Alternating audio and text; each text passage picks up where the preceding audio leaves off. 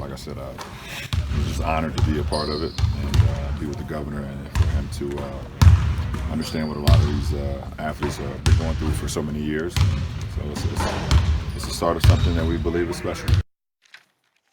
That was LeBron James expressing his approval of a new California law. Governor Gavin Newsom announced Monday that he had signed the Fair Pay to Play Act, which will allow college athletes in California to sign with agents and be paid for endorsements beginning in 2023. The law is in direct opposition to the NCAA's model of restricting athletes' ability to profit off their own likeness. And the college sports organizing body campaigned hard against that bill. Warrior star Draymond Green expressing his own thoughts. Someone needs to force this dictatorship to change, because that's exactly what it is. It's no different than any country that's ran by dictators. The NCAA is a dictatorship. All right, staying in the Bay Area, Niners DB Richard Sherman says he hopes the new rule destroys the NCAA in general because it takes advantage of kids. Meanwhile, NCAA President Mark Emmert called the new law an existential threat to the college sports model. Max? Yeah. Talk to me. I mean, Draymond is almost right. It's not exactly like a dictatorship. It's just the NCAA is a business. Mm-hmm. And businesses are, by their very nature, amoral. That doesn't mean they're bad. It means morality doesn't play into it. They're protecting their own bottom line. That's all this is about. Now, I don't know why it's called the Fair Pay to Play law. It has nothing to do with paying the athletes to play. It has to do with it's still amateur. The athletes are not getting money for their work on the court, but they are allowed to profit from their own likeness. Imagine that. Right now, the business of the NCAA profits off the players' likenesses, off their work. This is absurd. I understand the argument that when you point the camera at something, you're doing it like college sports. It's because people like it. People like the purity of amateurism and all those things in the school spirit. I get that. But once you point that camera and start running ads and making money, and the university's making money, and we're making money, everyone's making money except the students, why do they feel the need for such tight control? You don't have to give the students any money. They just can go make money on the side. You can play in the school band and still sign a record contract, let alone sell something out of the trunk of your car. Like, you can't make money, none of the school's business, by yourself. It's outrageous. Now, does this pose an existential threat to the NCAA? You're damn right it does. The NCAA may have outlived its purpose if it ever truly had one. They will either get out in front of this and evolve, or they will cease to exist, and soon. And I would say good riddance. You're right in every single word that you just uttered. There's no disagreement coming from this way. I don't think anybody with sense would disagree with a word that you just said, Max. But I think that you missed something in terms of why would the NCAA have a problem with this? Yes, by virtue of being a business, it's amoral, and you get as much as you can while limiting those from getting as much as they warrant. We get all of that. There's a other side to this that has not been addressed, so I'll address it. Understand that even though the athletes aren't getting paid per se by the universities, they're allowed to profit off of their own likeness. And my God forbid, what a sacrilegious thing that is in a capitalistic society, for crying out loud. How dare they? Okay, here's the biggest point that everybody's missing. It opens the door for them ultimately to have representation while they're in college. And if that happens, then ultimately we get to a point where we may start asking, why don't all the student athletes have representation? Because if you recall, that athlete at Northwestern, I forgot his name years ago, was looking to somewhere, I don't know if it was unionized. He was looking to unionize or whatever. Yep. And obviously you had the coach. Benefits. The coach spoke out. You had others speaking out trying to knock that down. It's the last thing on earth that the NCAA wants. They don't want the student athlete to sit up there and have representation, because if that happens, all of a sudden everything comes into play. Antitrust laws, you never know how that's going to work against you. It gets very complicated, but you know where I'm going with it. The reality is that You have a situation where it's considered a nonprofit entity for some reason. I mean, they have the nerve to consider it that, right? We know how bogus that is. Okay, it's a nonprofit entity, even though they rake in over $1 billion of March Madness alone. And then it's a separate entity from the FBS, for example, and other stuff, which is generating 9 figures in revenue. Somehow, some way, you got names on jerseys of student athletes and beyond, and everybody could go get it but the student athlete himself. You can't do that. And they talk about equal opportunity, but again, they're the ones benefiting from it. It's clearly hypocritical. We all get that.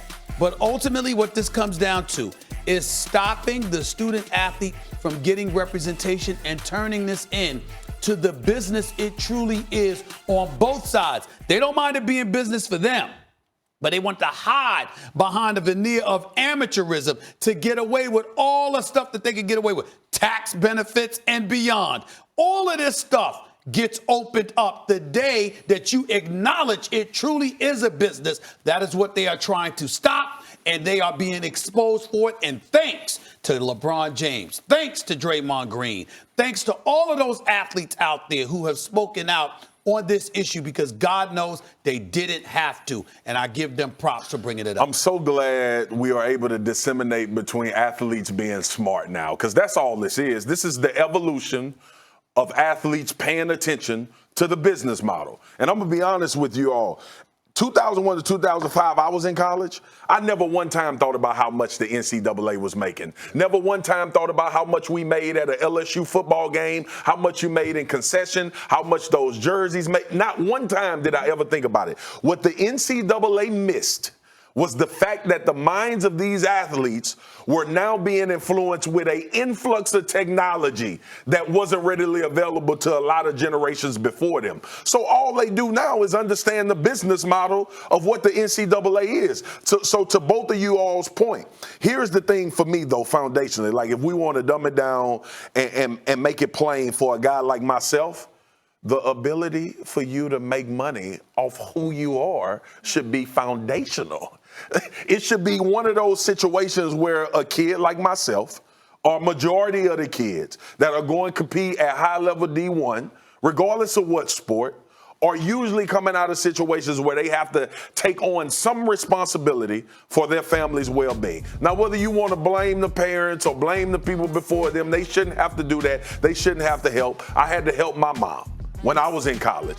And just the sheer ability to be able to do it would have been nice. Max, I'll give you the last word, but I want to say this. The reason why I bring up the names of players and why it's so incredibly, incredibly important. LeBron James, if you think about endorsements and beyond, he's worth over $500 million. If you think about Draymond Green, you want signed for $85 million, you just signed a $100 million extension. You got cats that are getting paid, and they didn't forget. LeBron never went to college. Never. But he talked about, but he didn't just support Gavin Newsom signing this into law in the state of California and then just bring him on the show to shop. What he did was, when he spoke to the media, he highlighted what would have happened had he gone to college, how arenas would have been sold out, how they would have been profiting off of it. So he's showing, like you said, the acumen of his business acumen, but also their consciousness. The fact that they got paid and they didn't forget these cats on a come up is a very, very big deal. My daughter's school went to the curriculum night, and one of the things they do is in one of the classes they teach kids, which is important nowadays, how to understand when they go online, websites with credible information and propaganda, basically. And one of the questions the kids are taught to ask themselves is, who does this information benefit? If they're trying to form my opinion, what is it? I want everyone to listen to Emmert's words very carefully. And Dan Wetzel at Yahoo Sports brought this up, I thought, very well in his column this morning. Jay Billis tweeted a link to it this morning. When you hear things like athletes from Olympic sports will not, the money is going to dry up for them. There'll be fewer opportunities because basketball and football, right, they generate so much revenue. His point was, these schools in the Pac-12, like Stanford, for example, with almost $25 billion endowment, they could easily fund those sports if they actually cared about those athletes. If they don't care about those athletes and those sports enough to fund them, Why are they putting it on football and basketball players? No, let's pass that cost along to you. You fund them, because if you don't, we're certainly not going to. And